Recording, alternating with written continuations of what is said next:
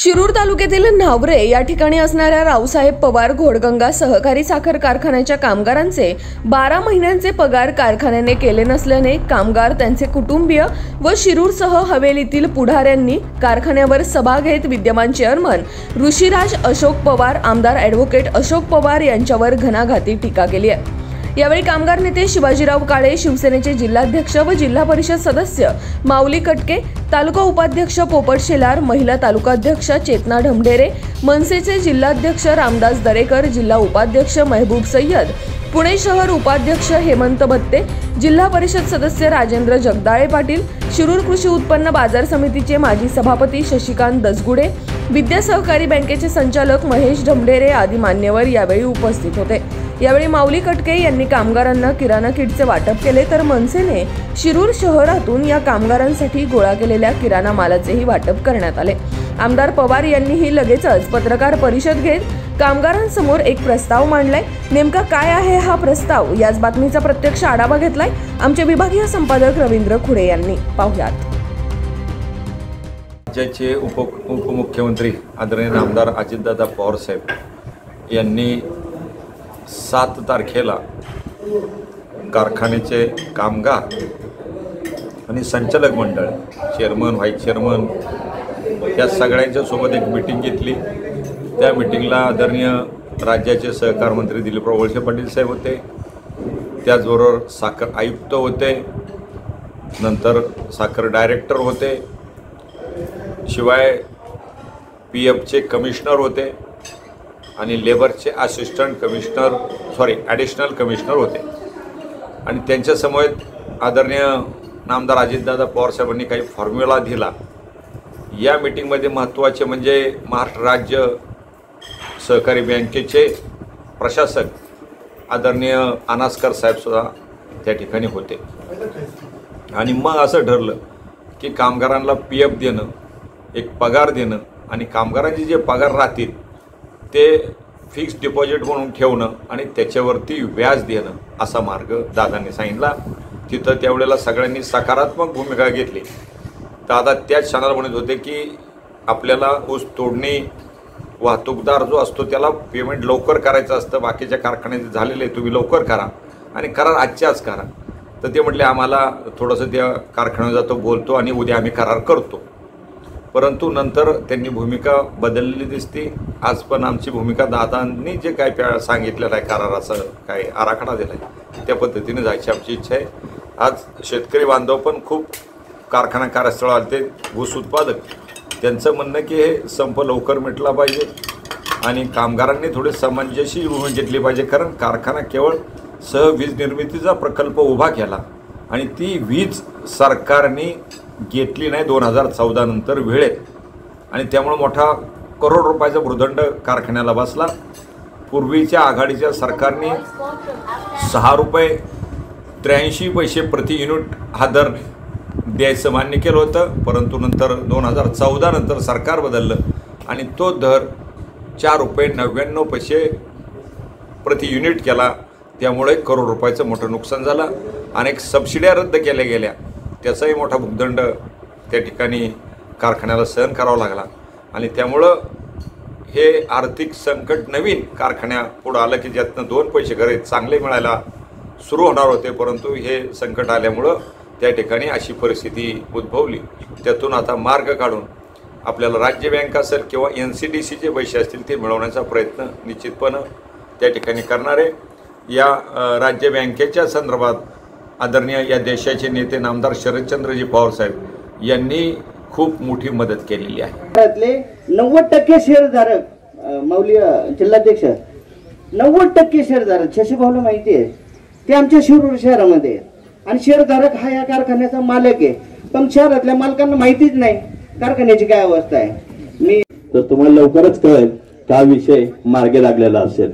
तर आता जे काय कर्तव्य म्हणून आम्ही जे काम केलंय, कारण महाराष्ट्र नवनिर्माण सेना कोकणात असेल किंवा कुठे असेल, जेव्हा दुष्काळ येतो काय संकट येतं तर सर्वप्रथम धावून जाते। कळत नकळत का होईना हृदयाला कुठेतरी लागतं, ज्याच्यासाठी तुम्ही आम्ही झटलो, ज्याच्यासाठी तुम्ही आम्ही झिजलो आणि आज आपण हक्काची रोटी मागण्यासाठी हात पुढे करण्याची वेळ आली आहे। आज एक वेगळा प्रसंग तसा पाहिलं तर या ठिकाणी आलेला आहे. एक शशीभाऊ असेल, मी असेल, एक MIDC मध्ये कॉन्ट्रॅक्टर म्हणून काम करत असताना आम्ही पाहिलं त्या ठिकाणी कामगारांचा पगार हा त्याच तारखेला म्हणजे 6 तारीख 7 तारखेला आम्हाला करावाच लागतो. कंपनीने आम्हाला पगार डेट फंड असेल हा 15 तारखेला असतो. 15 तारखेला तो भरावाच लागतो. हे का असताना आज तुमच्या समोर बदल पसरण्याची वेळ येते. खरोखर वाईट प्रसंग आहे. त्यात शशीभाऊ असेल, मी असेल, मित्र तुम्ही आता सांगितलं की तुम्ही लवकर शहाणे झाले. काही गोष्टी कळायला उशीर लागतो. त्यातलाच एक आमचा पण प्रकार आहे. त्यात आम्ही सुद्धा भरडले गेलो. बहिणींनो घरामध्ये झोपलं गेलं.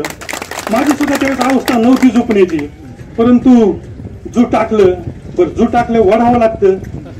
पण एकदा जो टाकलं वडलं. मी उदाहरण सांगतो. जर पडलो तर संपलो, जिंकलो तर तुमच्या समोर आज बोलतोय. कसा का व्हायना पण माझ्या व्यथा सुद्धा तुमच्यापेक्षा वाईट नाहीये.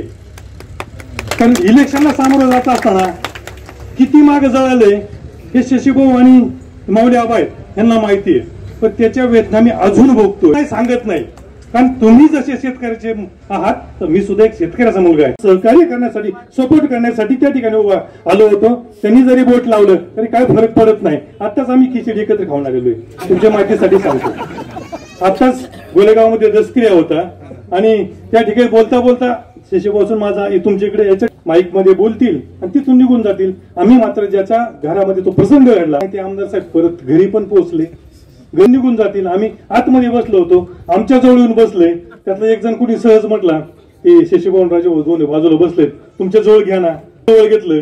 तरी आमच्या मनात ठरलं होतं जरी आम्हाला जवळ घेतलं तरी तुम्हाला यायचं आणि तुमच्या बरोबर हितगुज करायचं आम्ही ठरवलंच होतं. त्याच्यामुळे या ठिकाणी मी तुम्हाला या कार्यक्रमाच्या निमित्ताने जास्त वेळ घेणार नाही. पण एक कामगाराबद्दल मी सांगतो, तुम्ही आम्ही पाहता ही आपली लक्ष्मी आहे. आणि आत्ता जे इलेक्शन झालं तेव्हा बापू सांगत होते माझ्या बापाचं नाव या कारखान्यात दिलंय, मी ते खाली जाऊन देणार नाही. मी या निमित्तानं पत्रकार बंधू माझे येते एकच आठवण करून देतो. बापूने जो शब्द इलेक्शनला वापरला होता, राजकारणापुरता वापरू नका बापू. जो तुम्ही शब्द समाजासमोर दिलाय तो शब्द पाळण्याची वेळ हात आलेली आहे. तुमच्या बापाच्या नावाने हा कारखाना आहे तो जिवंत ठेवायचा आहे. हे तुमच्या हातात आहे आणि त्याचं खापर माझ्या मात्र या बंधूंवरती फोडू नका एवढी या ठिकाणी कळकळीची विनंती करतो. माझ्या तरी तर ते मालाला वासवा करतच.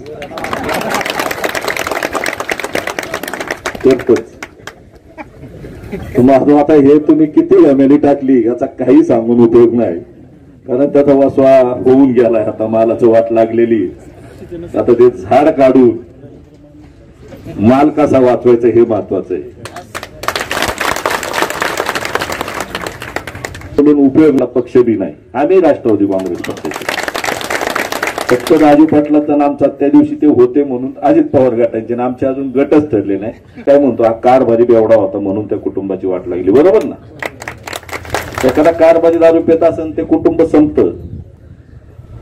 बापूंना एखाद्या वेळेस वाईट वाटत असेल तुम्ही टीका करताय. महादू फार उच्च टोकाची टीका करतो. तात्यासाहेब टीका करतो. कुठल्याही संस्थेचा प्रमुख ती संस्था जर असा तळायला लागली तर त्या संस्थेच्या प्रमुखावर तो दोष जातो. कारण ह्या संस्थेचे मालक तुम्ही आहात. उपस्थित मला वाटतं कामगारांपैकी 99% कामगार आहेत या संस्थेचे सभासद पण आहेत. म्हणा आम्हाला सभासदांना बी चांगला बाजार मिळेल. बऱ्याच वेळा आपण बघायच्यात. मी व्यक्तिगत त्यांच्यावर कधी टीका करणार नाही. पण ते बऱ्याच वेळा आता राजू पाटलांनी सांगितलं तसं आम्ही खरंच एका ठिकाणी एकत्र खिचडी खाल्ली. पंचीन विचारांची लढाई आहे. सांगत होते याला मी सभापती केला, याला मी सभापती केला, याला मी सभापती केला. ते कामगार काय वेळेस भेटायला गेले तर तुम्हाला सांगितलेलं आहे की याने माझ्या विरोधात एवढे खर्च केले पण याला मी सभापती केला, सभापती झालो. सांगून तुम्ही मला निश्चित सभापती केलं. परंतु आमचंही योगदान तुम्ही लक्षात घ्या. आम्ही तरी केले. तुम्ही तर फार वाघोली कुठं कुठं कुठं काय काय वाटायला हंडबिला म्हणजे काय माझं काय काय घालून वाटलेले.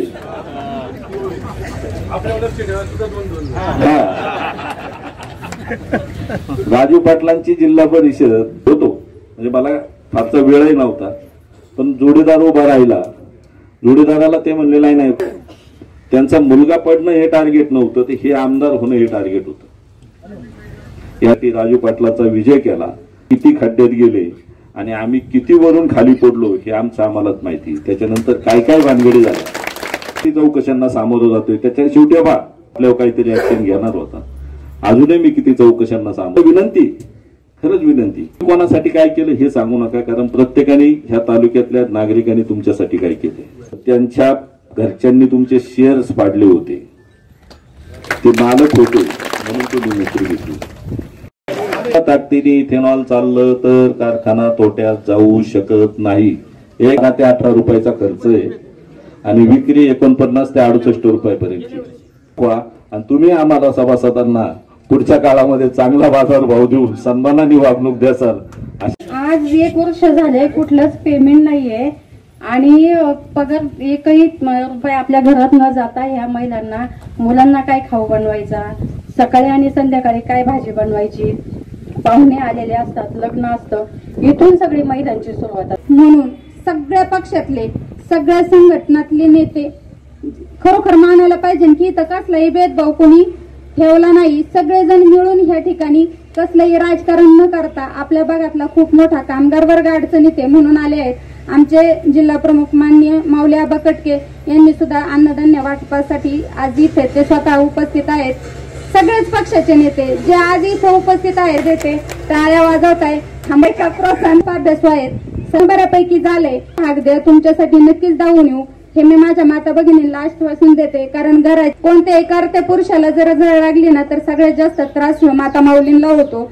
त्या सगळ्या त्रासात मी एक स्त्री म्हणून तुमच्या सोबत आहे असं सांगते आणि थांबते. धन्यवाद. तुम्ही काय, मला काही कळत नाही, नाव का घेत घाबरताव काय, कशा करता एकत्र कारखाना लुटून खाल्लाय, शेतकऱ्यांना लुटलंय, कामगारांना लुटलंय. त्याला घ्यायचं कारण काय? अरे आज पाटील, वाड्यावरचे पाटील जसे बोलतात ना तसे जगदाळे पाटील आज तुम्ही स्पष्ट बोलला, त्याबद्दल तुमचं पहिलं आभार. अरे तो आपला मित्र आहे ना, करत असेल इकडे तुम्हाला इथं लावून तुम्ही सांगितलं अडचणीत जाऊ, हे तुम्ही तुमच्या भाषणात सांगितलं ना. तुमच्याकडं व्यावसायिकतेच्या माध्यमातून तुम्ही मुद्दा मांडला, अतिशय योग्य.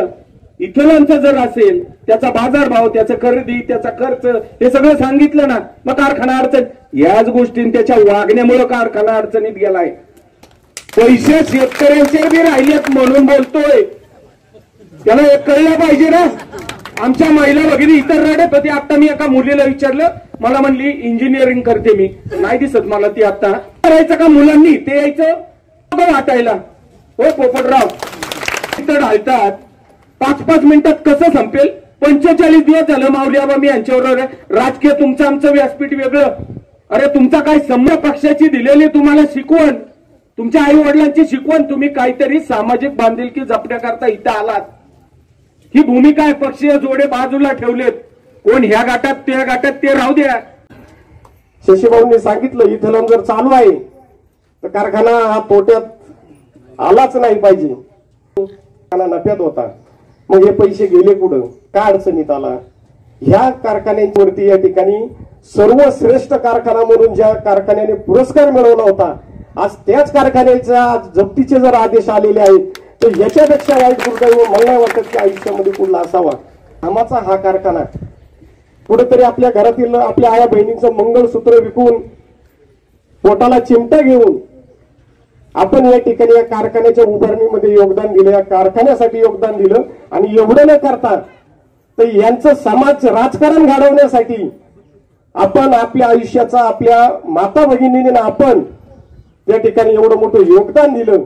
आणि आज जर पाहिलं तर तोच कारखाना मोडीस येऊन दुसरीकडे 2-2 कारखान्याची उभारणी जोरात चालू आहे.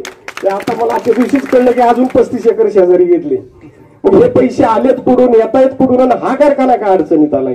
याचं निश्चितपणे कुठंतरी आत्मपरीक्षण आणि चिंतन होणं त्या ठिकाणी गरजेचं आहे. की तुमच्या मालकांचे आज मितीला जर विचार केला तर 4.5 लाख ते 7 लाख रुपये येणं आहे. मध्यंतरीच्या काळात मी बोलत असताना प्रातिनिधिक युनियनवर बोलल्यानंतर काही लोकांना ते खटकलं. त्याच्याबद्दल मी जाहीर दिलगिरी व्यक्त करेन. मित्रांनो, ज्याचं जळतं त्याला कळतं, बरोबर आहे. आणि म्हणून प्रातिनिधिक मंडळाची जी संघटना आहे, त्यांचे जे पदाधिकारी आहेत, त्यांना एक आवाहन करतो की तुम्हीही कुठल्याही परिस्थितीतून याच्यात मार्ग तुम्ही आमच्या बरोबर राहिलं पाहिजे, आमच्या बरोबर आलं पाहिजे प्रकारचे एक आवाहन करतो. आणि हे जर पाप जर उद्या हा कारखाना बंद पडला तर हे पाप संचालक मंडळाचं असेल, त्याच्यात काडीचाही आमचा संबंध नाही. ही मात्र मी जाहीर बाई तुम्हाला देतो. 40-45 दिवसात तुम्हाला आमच्याशी बोलायला साधा वेळ सुद्धा मिळत नाही. म्हणून तुम्ही इंजिनियर आहे का डॉक्टर आहे का हे सोडून द्या, परंतु तुम्ही 25 वर्ष या ठिकाणी काम केलं, हीच आमची डिग्री, हीच आम्ही तुम्हाला मिळवून दिलेले अवॉर्ड आहे.